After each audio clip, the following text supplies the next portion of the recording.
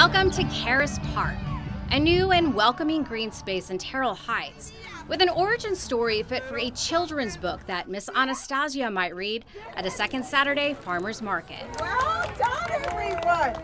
Well done, well done! Not long ago, all of this was this. An entire acre of asphalt and concrete along Breeze Boulevard near North New Braunfels. Just an empty parking lot for the church across the street, experiencing a dwindling congregation. There was this really compelling article that came out that said, if your church closed, would anyone notice?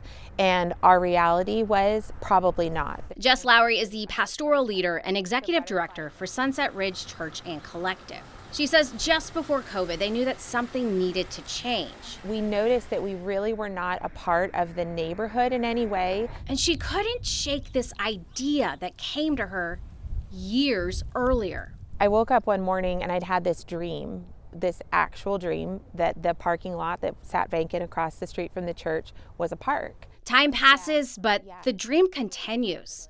And one day she shares with a friend. I've had the craziest dreams and they kind of keep coming up. I had a dream that we turned the parking lot into a park, and her eyes got really wide and she said, "Me too, I've had the same dream."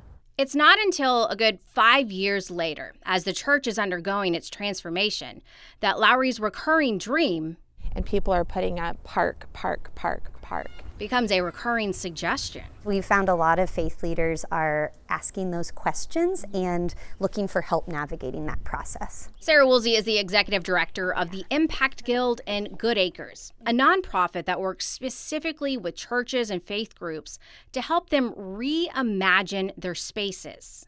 Good Acres has identified 3,000 acres of underutilized land in San Antonio, owned just by churches, and they think, imagine all the good that could happen in our city if all those acres are used in a new way. Caris Park is the first acre to come to fruition. We're beginning projects in other pockets of the city, and that 3,000 acres, my mind goes to, goodness, what if it was like pebbles in a pond kind of radiating and rippling out in our neighborhoods and communities, that there's just so much good that those acres can be used for. Used and reused.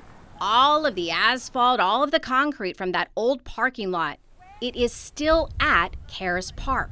All of those parking curbs that you used to park up against, that's what actually makes the meditation garden pods. There's no specific attraction or playground to draw in families and neighbors, but they're coming. Kids are roaming free. They're riding bikes, like the good old days. And neighbors are meeting each other for the first time at the coffee truck, the Saturday farmer's market, or Scott's Pizza. All a collection of businesses that needed a home and found one here. So it's been a really fun kind of incubator too for whatever the dreams are of the people in our city. And the reaction? She says that they are hearing people say, I want to be a part of the church that did that. It's just been a beautiful place of connection. It's a dream come true, truly. Yeah, it's our favorite place to be, Caris Park.